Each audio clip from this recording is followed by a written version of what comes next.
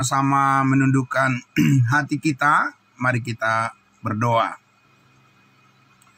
Sungguh benar Bapa di surga, pujian dan syukur kami naikkan kepadamu ya Tuhan.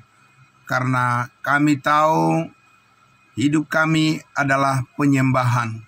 Dan penyembahan kami adalah di dalam roh dan kebenaran yang menghidupkan jiwa kami.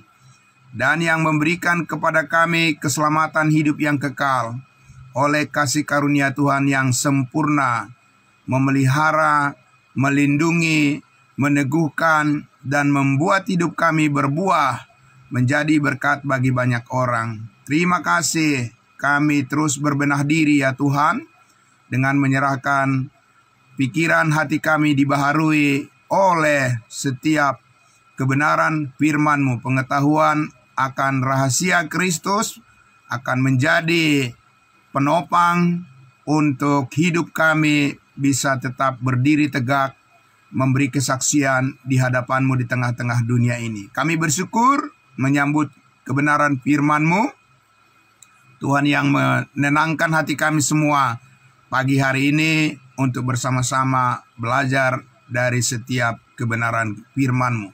Di dalam nama Tuhan Yesus kami berdoa dan bersyukur, kami sambut. Haleluya, puji Tuhan. Amin. Puji Tuhan, saudara-saudaraku yang terkasih dalam Kristus Yesus. Shalom, salam kudus untuk kita semua. Salam sehat selalu saudara-saudaraku. Kita kembali bersama-sama akan melanjutkan lagi ya kerinduan kita bersama saudaraku untuk dipenuhi oleh seluruhnya kepenuhan Kristus, yaitu pengetahuan akan kebenarannya yang membawa kita kepada kedewasaan iman. Amin, puji Tuhan.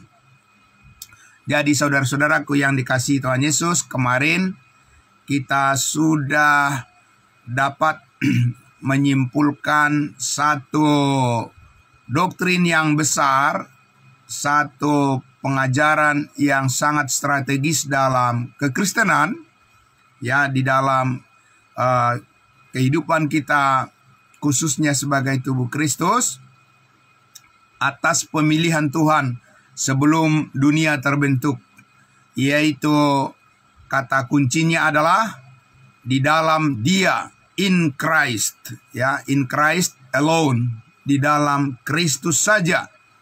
Jadi tidak ada orang yang dipilih oleh Tuhan di luar Kristus. Hanya mereka yang berada di dalam Kristus. Siapa yang berada di dalam Kristus? Ketika kamu percaya kepada Injil keselamatan, Yesus mati hapus segala dosa, lalu dimeteraikan langsung dengan Roh Kudus, dan kita diambil dari kehidupan yang lama, dari manusia yang terhubung dengan Adam yang berdosa, lalu dimasukkan ke dalam tubuh Kristus yang kudus, dan itulah kehidupan kita yang baru, itulah diri kita yang baru, ciptaan yang mulia, yang dijanjikan oleh Allah seluruh berkat rohani di dalam sorga. Amin, puji Tuhan. Nah, saudaraku yang dikasihi Tuhan Yesus, karena itu pagi hari ini saya akan mengajak kita untuk melanjutkan lagi ke bagian ayat selanjutnya. Kita bergerak terus untuk memahami kekayaan daripada kita sebagai orang-orang yang terpilih di dalam Kristus Yesus yang dirancangkan oleh Allah sebelum dunia dijadikannya. Mari kita lihat kembali Bapak Ibu Saudara, Efesus pasal 1. Kita akan membaca sampai ke ayatnya yang ke-7. Ya, kita membaca dari ayat 5, 6, dan 7. Ya, ayat 5, 6, dan 7. Saya akan membacakan untuk kita. Dalam kasih, Ia, Allah telah menentukan kita dari semula oleh Yesus Kristus untuk menjadi anak-anaknya sesuai dengan kerelaan kehendak-Nya, supaya terpujilah kasih karunia-Nya yang mulia, yang dikaruniakannya kepada kita di dalam Dia, di dalam Yesus yang dikasihinya. Sebab di dalam Dia, di dalam Yesus, dan oleh darah-Nya kita memperoleh penebusan, yaitu pengampunan dosa menurut kekayaan kasih karunia-Nya.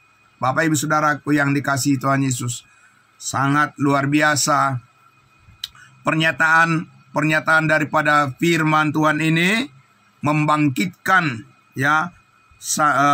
wawasan kita berpikir tentang kasih karunia Allah yang sangat luar biasa, memberkati kita saat ini Bapak Ibu Saudara. Sebab dikatakan di situ bahwa kita dipilih oleh Tuhan bukan di luar kasih. Amin. Tapi di dalam kasih-Nya. Kasih Allah yang spesial, yang istimewa, menentukan kita sejak dari semula di dalam Yesus Kristus menjadi anak-anak Tuhan. Anak-anak Tuhan, kata anak-anak di sini adalah adoption, yaitu pengangkatan sebagai anak yang dewasa.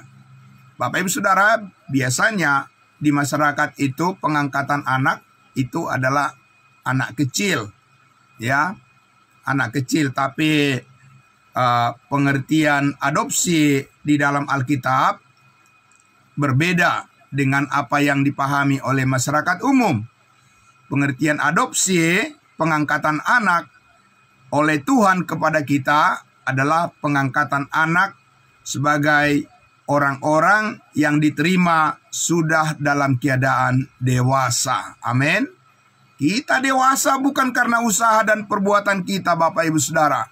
Karena manusia itu walaupun dewasa secara fisik, bisa saja dan mudah saja bertindak seperti kanak-kanak, Tetapi saudara-saudaraku, di dalam Yesus Kristus, di dalam kasih karunia-Nya, karena penebusan oleh darah Kristus dan kemenangannya terhadap kuasa dosa dan kuasa maut, sekarang kita diperhitungkan sebagai anak-anak Allah yang sudah dewasa.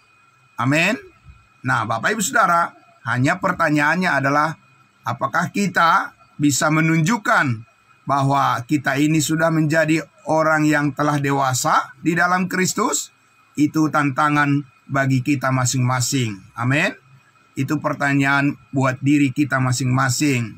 Benarkah kita sudah menyadari bahwa di dalam Yesus Kristus kita bukan anak-anak lagi, bukan anak kecil maksudnya, tetapi kita adalah orang-orang yang diperlakukan oleh Allah sebagai orang-orang yang sudah dewasa. Amin. Ya, Bapak Ibu Saudara,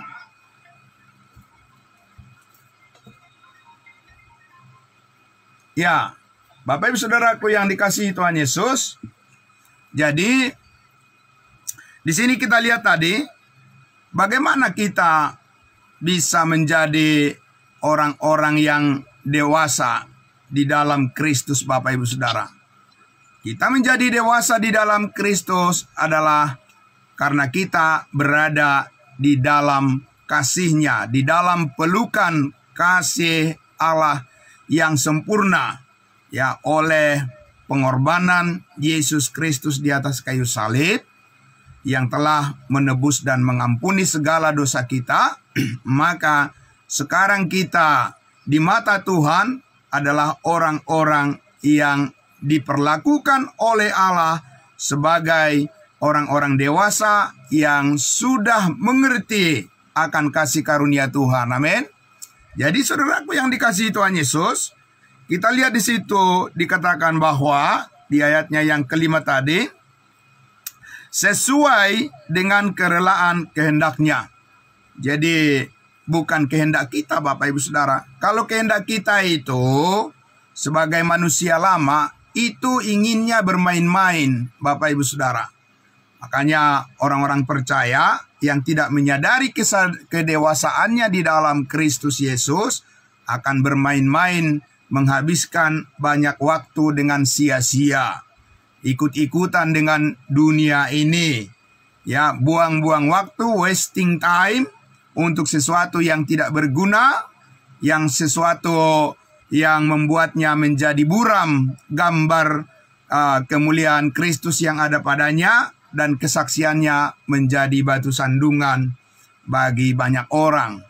Tetapi saudara-saudaraku yang dikasihi Tuhan Yesus, kalau kita mengerti bahwa kerelaan Tuhan, amin, kehendak kerelaan Tuhan, kebesaran hati Tuhan menerima kita, sekalipun kita ini bukan siapa-siapa, saudara-saudara.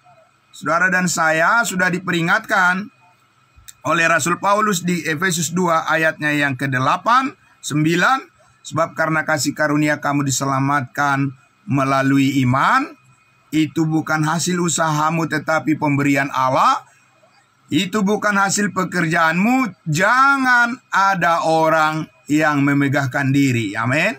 Sudah diingatkan di situ saudaraku yang dikasihi Tuhan Yesus, bahwa hanya karena kerelaan kehendak Allah menerima kita. Amin. Hanya karena kebesaran belas kasihan Tuhan menerima kita. Bukan siapa-siapa kita, Bapak Ibu Saudara. Makanya Paulus mengatakan jangan ada orang yang bersombong diri. Orang yang bersombong diri adalah mereka yang selalu mengatakan mereka akan diselamatkan karena perbuatan-perbuatan baik mereka. Itu benar-benar orang yang tidak tahu diri. Karena apa? Alkitab mengatakan tidak ada yang benar seorang pun di hadapan Allah. Semua orang telah berdosa dan telah kehilangan kemuliaan Allah. Dan tidak ada yang berbuat baik di hadapan Allah. Hanya Yesus Kristus yang berbuat baik, yang memadai untuk memuaskan hati Allah Bapa. Amin. Tetapi berapa banyak orang yang merasa bahwa dirinya sudah berbuat baik dan dia sudah menjadi orang yang baik melebihi daripada orang lain. Paulus mengatakan itu suatu bentuk kesombongan kedagingan manusia yang masih melekat dan yang belum diperbaharui oleh kasih karunia Tuhan. Tetapi saudara dan saya belajar terus memahami tentang siapa diri kita di dalam Kristus Yesus, bahwa hanya karena penentuan Allah, penempatan oleh Allah, ya, akan posisi kita, saudaraku, di dalam Yesus Kristus, maka sekarang kita bisa melihat diri kita adalah kudus di hadapannya. Amin. Dan itu yang harus kita ingat terus, Bapak Ibu Saudara. Ya, kebanyakan manusia di dunia ini lebih senang mengingat dirinya adalah orang berdosa, dan lebih senang mengaku dirinya adalah orang berdosa. Dia tidak tahu bahwa upah dosa adalah maut. Jadi semakin sering manusia mengingat dirinya adalah orang berdosa, maka apa yang diingatnya itulah yang akan menggerakkan perbuatannya.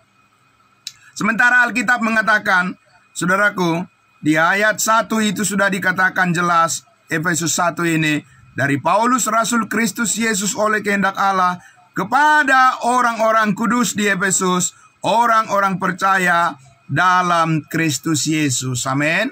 Rasul Paulus tidak pernah menyapa jemaat yang dilayaninya dengan sebutan orang-orang berdosa, Bapak Ibu Saudara. Tidak. Tapi semua jemaat, orang yang dilayani Rasul Paulus yang percaya kepada Yesus, Paulus memanggil mereka adalah orang-orang kudus. Amin. Karena kenyataannya di dalam Kristus kita adalah orang-orang kudusnya Tuhan. Tapi banyak orang berpikir itu adalah suatu pengakuan kesombongan. Bapak Ibu Saudaraku, itu adalah tipu muslihat iblis untuk membuat orang percaya itu supaya tidak berani berkesaksian.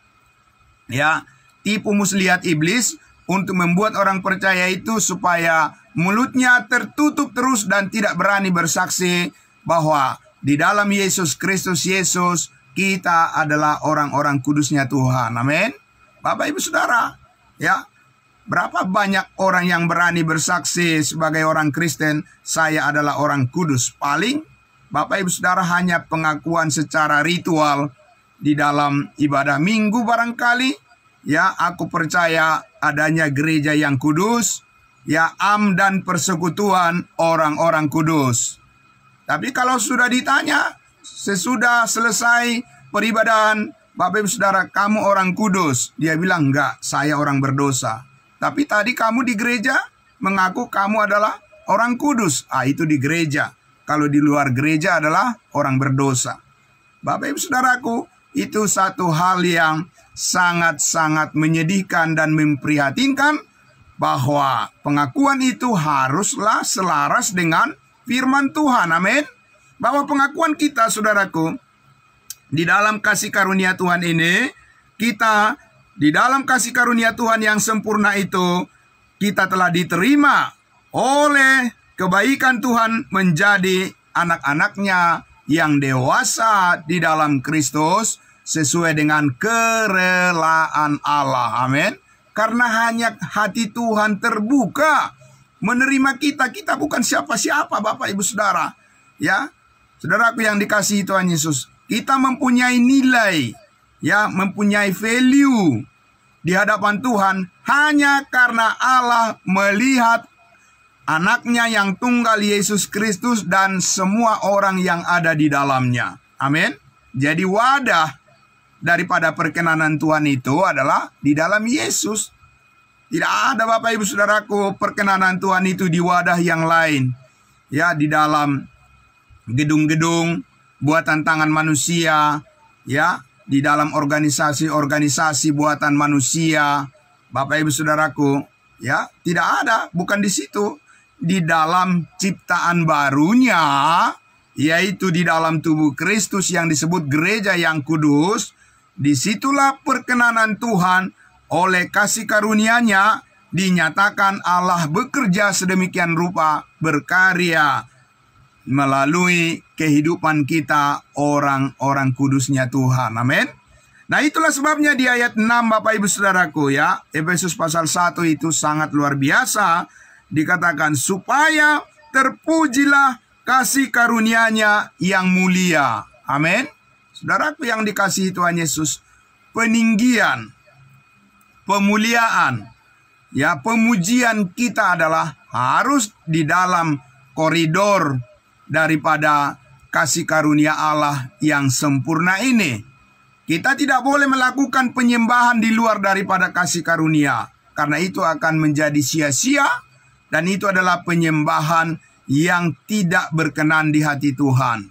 Penyembahan kita, Bapak Ibu Saudaraku, adalah penyembahan di dalam peninggian kasih karunia Tuhan. Karena itu, saudara, semakin banyak kita mengerti tentang anugerah Allah, semakin banyak kita mengerti tentang kasih karunia-Nya yang sempurna ini, maka hati dan pikiran saudara akan semakin ditaklukkan oleh Roh Kudus untuk menjadi lebih taat kepada Tuhan. Amin. Nah, itu Bapak Ibu Saudaraku, itu adalah jalur yang kita tempuh, yang Allah mau, dan panggilannya bagi kita, supaya kita menaklukkan seluruh kehendak kita dan mempersembahkan tubuh kita sebagai persembahan yang kudus dan yang berkenan kepada Allah. Sebagai ibadah kita yang sejati adalah bagaimana saudara-saudara dan saya, ya, selalu siap untuk meninggikan kasih karunia-Nya. Saudaraku, kasih karunia Tuhan itu apa, Bapak Ibu Saudara? Ya, saudaraku yang dikasihi Tuhan Yesus, kasih karunia Tuhan itu adalah keselamatan hidup yang kekal. Kasih karunia Tuhan itu adalah pengorbanannya di atas kayu salib. Amin. Kasih karunia Tuhan itu adalah pengampunan segala dosa. Di ayat berapa itu dikatakan? Di ayatnya yang ke-7, ya. Sebab di dalam Dia, di dalam Yesus, dan oleh darahnya kita beroleh penebusan, yaitu pengampunan dosa. Kalau dalam Alkitab terjemahan berbahasa Indonesia disebutnya pengampunan dosa. Tapi bukan itu yang paling tepat, Bapak Ibu Saudara.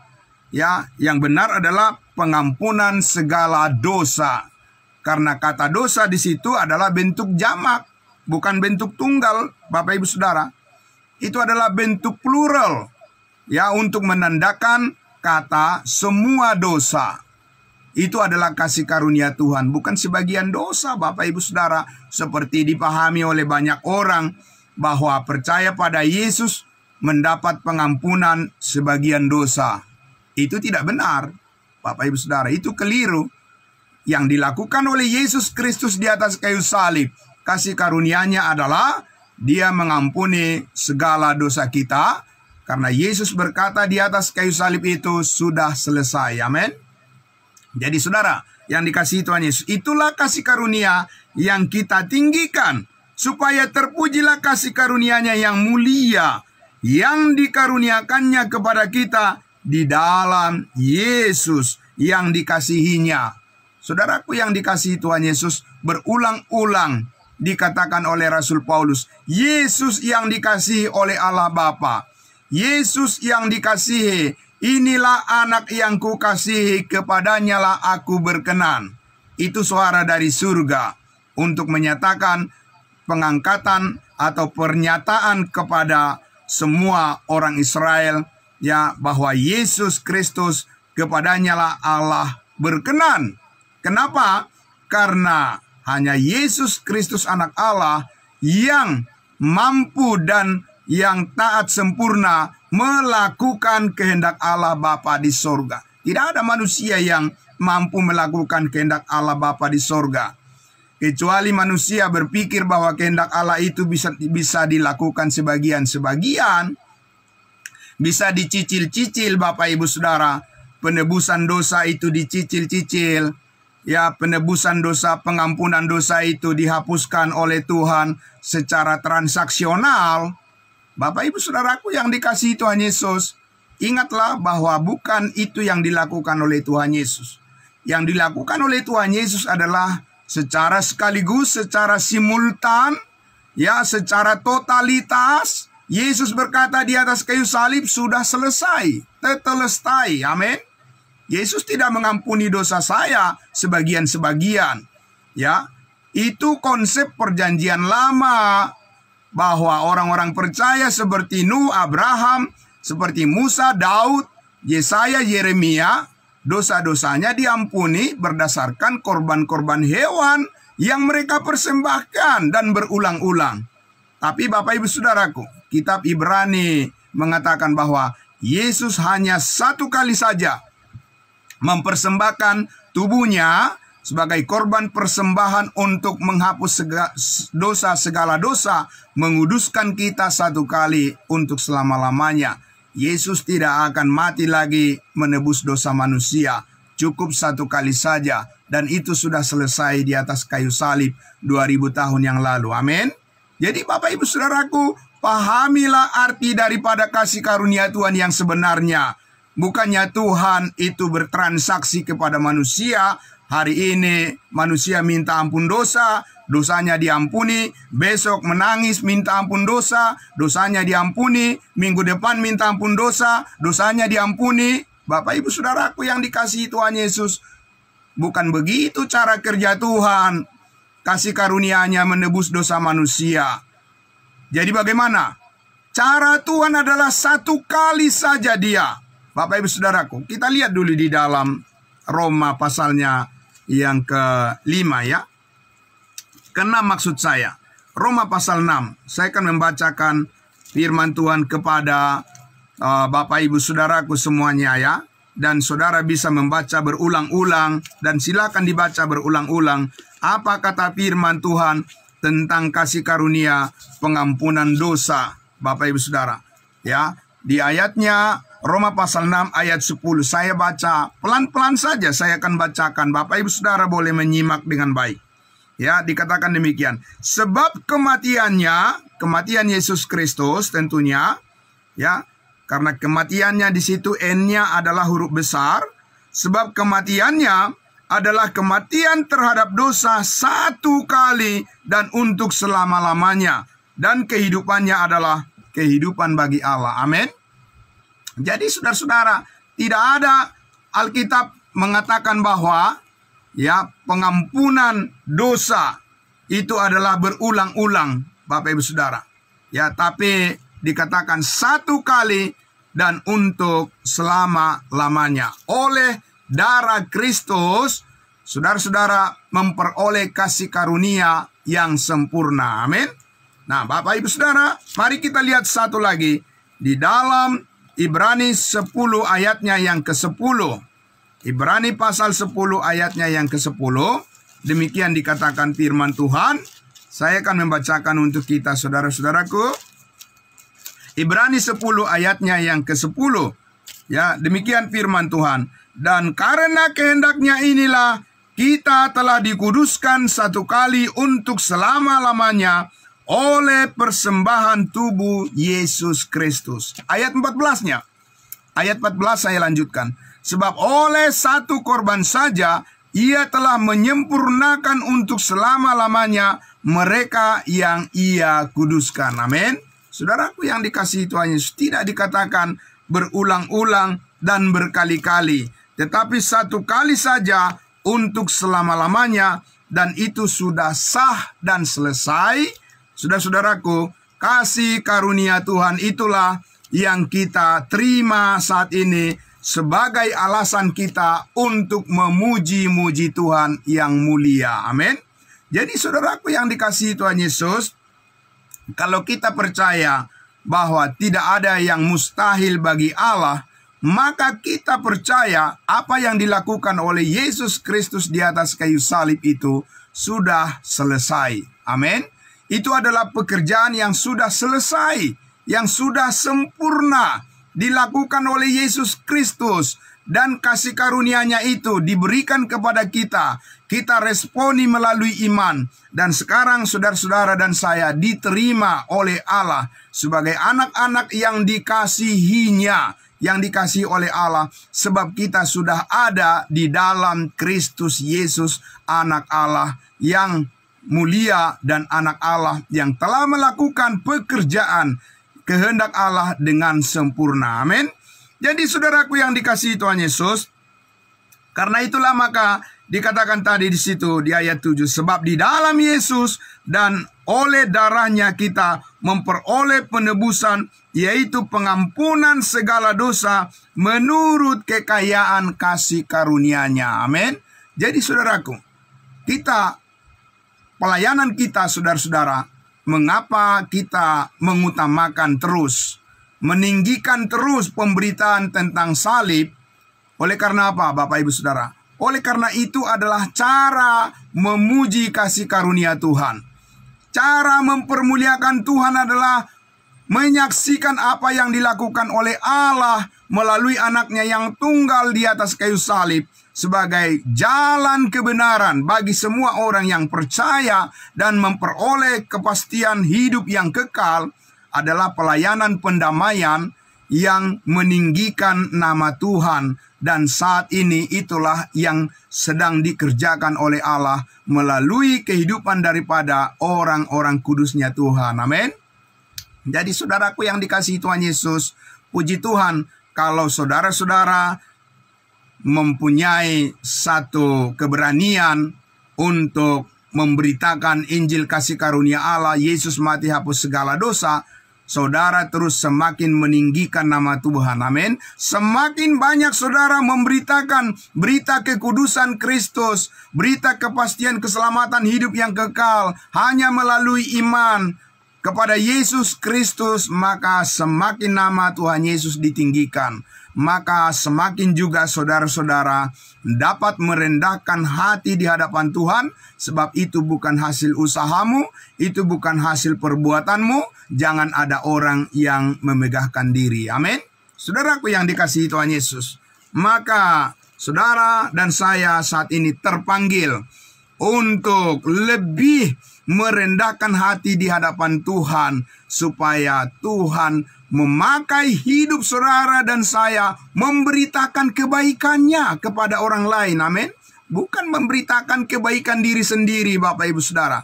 Bukan memberitakan keberhasilan, pencapaian diri sendiri dan menutup kesaksian tentang Yesus Kristus, Bapak Ibu Saudara. Itu adalah satu kekeliruan yang sangat besar di hadapan Tuhan.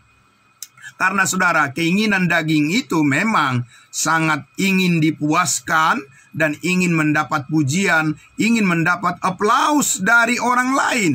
Tapi saudaraku yang dikasihi Tuhan Yesus, kita mesti berhati-hati.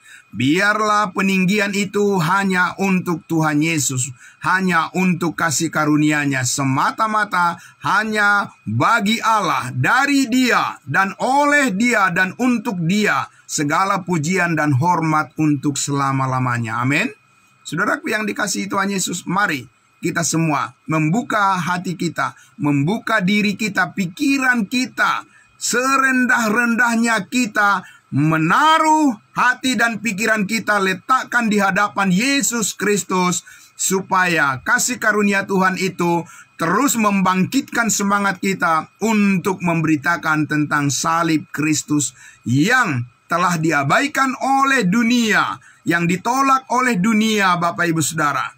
Tapi kita adalah orang-orang yang cinta kebenaran. Kita meninggikan kasih karunia Tuhan, pengorbanan Yesus Kristus yang sangat berharga, yang membuat hidup saudara dan saya menjadi berarti di hadapannya. Amin.